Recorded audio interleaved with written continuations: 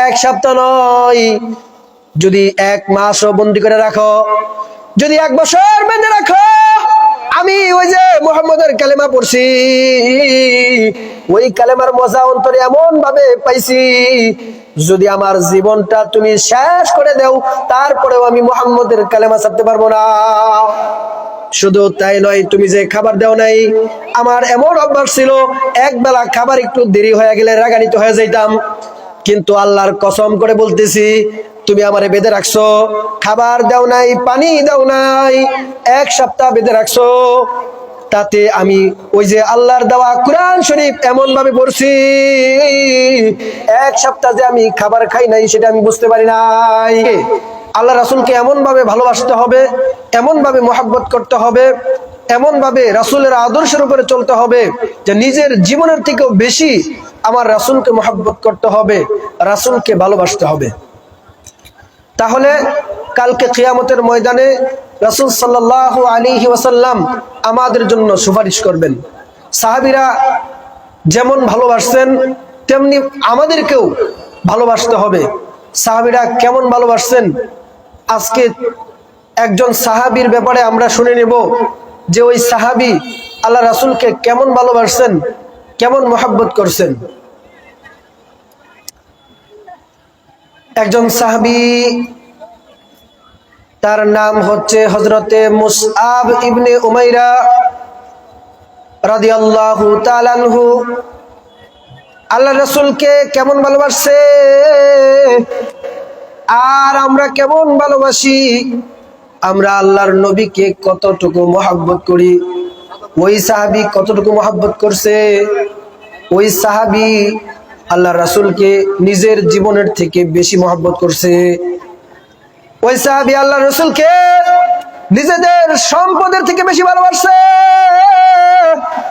ওই সাহাবীর মতো করে আমাদেরকে ভালোবাসতে হবে, আল্লাহ রাসূলকে মহব্বত করতে হবে। সাহাবী কেমন ভালোবাসছে, ওই সাহাবীর জীবনটা এমন ছিল, ওই সাহাবী অনেক বড় লোকের সন্তান ছিলেন। এমন বড় লোক বর্তমান জামানার মধ্যে আর পাওয়া যাবে না। যেই সাহাবী একটা জামা একদিনের বেশি যিনি পরতেন না, তার মা বলতেন, সন্তান আমার টাকা পয়সার অভাব নাই, অনেক টাকা পয়সা আমার আছে, তুমি আমার একমাত্র সন্তান, তুমি একটা জামা একদিনের বেশি পরতে পারবা না, একটা জুতা একদিনের বেশি পরতে পারবা না, সকালে যেই খাবার খাইবা ওই খাবার দুপুরে খাইতে পারবা না, দুপুরে যেই খাবার খাইবা ওই খাবার তুমি রাত্রে বেলা খাইতে পারবা না। এমন বড় লোক ছিল, আরামে আয়েশে যার জীবন কেটেছে, যার জীবনটা অনেক শান্তিময় জীবন ছিল। কেমন শান্তিময় ছিল, যদি রাস্তা দিয়ে হাইটা যাইতো অনেকগুলো বডিগার্ড লগে চলাফেরা করতো, অনেকগুলো বডিগার্ড একসাথে চলাফেরা করছে, একা যাইতে পারে নাই, অনেক মানুষ সাথে সাথে অনেক মানুষ চলাফেরা করেছে। মক্কার জমিনে অনেক সুন্দরী মহিলাগুলো হযরতে মুসআব ইবনে উমাইরাকে পাওয়ার জন্য কল্পনা করছে। এই মুসআব আল্লাহর রাসূলের মুখ থেকে যখন কোরআন তেলাওয়াত শুনছে, আল্লাহ রাসূল কোরআন তেলাওয়াত করতেছে, মুসআব কোরআন তেলাওয়াত শুনছে। কোরআন তেলাওয়াত শোনার পরে মুসআবের অন্তরটা ঠান্ডা হয়ে গেছে, মুসআবের হৃদয়টা পরিবর্তন হয়ে গেছে, আল্লাহ রাসূলের জন্য পাগল হয়ে গেছে। আল্লাহ রাসূলের সামনে গিয়া কয়, ওগো আল্লাহর নবী, আমি এতদিন দাঁড়ায় দাঁড়ায় লুকায়া লুকায়া আপনার জবান থেকে আপনার কণ্ঠের কোরআন তেলাওয়াত শুনছি, কিন্তু আমার এইভাবে আমি আর শুনতে চাই না। ওগো আল্লাহর নবী, আমি সামনাসামনি আপনার সামনে বসে বসে আপনার পাশে বসে আপনার কোরআন তেলাওয়াত শুনতে চাই। আল্লাহর নবী বলতেছে, ও মুসআব, তুমি যদি আমার সামনাসামনি কোরআন তেলাওয়াত শুনতে চাও, যদি তুমি আমার পাশে বসে শুনতে চাও, তাহলে কালেমা পড়ে তুমি মুসলমান হয়ে যাও।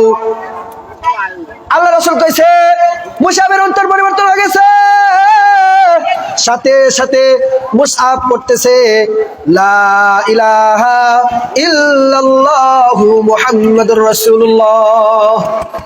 কালেমা পড়ে মুসআব মুসলমান হয়ে গেছে। এবার বাড়িতে গেছে, আল্লাহর রাসূলের আদর্শের উপরে চলা শুরু করছে। আল্লাহর রাসূলের কোরআন শরীফের কিছু পৃষ্ঠা হাতের মধ্যে ধরায় দিছে। প্রতিদিন বাড়িতে গিয়া লুকায়া লুকায়া পড়ে, নামাজ পড়ে, ইবাদত করে, এক আল্লাহর ইবাদত করে। তার মা ছিল মূর্তি পূজারী, অগ্নি পূজারী। বন্ধুরা একদিন দেখে ফেলছে যে হযরতে মুসআব কোরআন তেলাওয়াত করতেছে, হযরতে মুসআব লুকায়া লুকায়া লুকায়া লুকায়া নামাজ পড়তেছে। বন্ধুরা বলতেছে, মুসআব আমরা কিন্তু তোমার মায়ের কাছে বিচার দিব, আমরা বলে দিব তো তুমি মুসলমান হয়ে গেছো, তুমি মুহাম্মদের কালেমা পড়ছো, আমরা কিন্তু তোমার মায়ের কাছে বলে দিব। হযরতে মুসআব বলে, না তোমরা আমার মায়ের কাছে বলবা না। কিন্তু বন্ধুরা কথা না শুনে মায়ের কাছে গিয়া বলে দিস।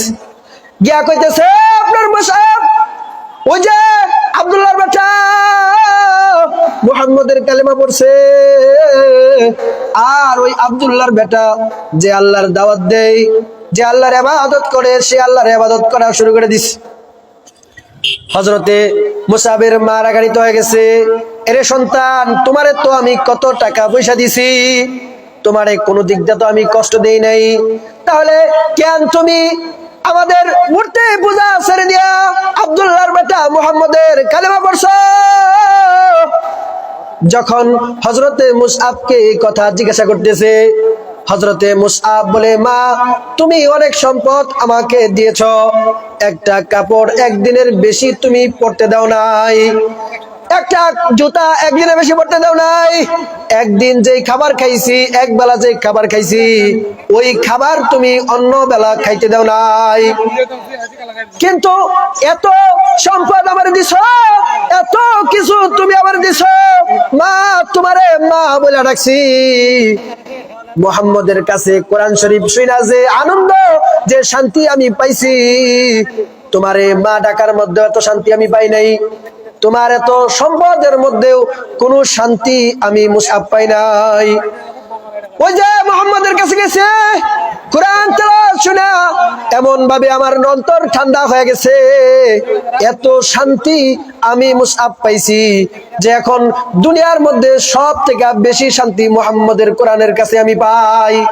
মুহাম্মদের দরবারে গেলে আমি সব থেকে বেশি শান্তি পাই। মা রাগান্বিত হয়ে গেছে।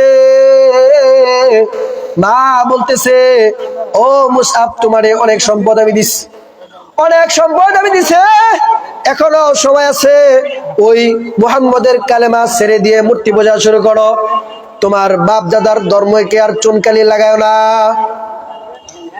মুসআব বলে, না এটা আমার দ্বারা সম্ভব না, কারণ আমি এক আল্লাহর উপরে ঈমান নিয়ে আসছি। মা রাগান্বিত হয়ে গেছে।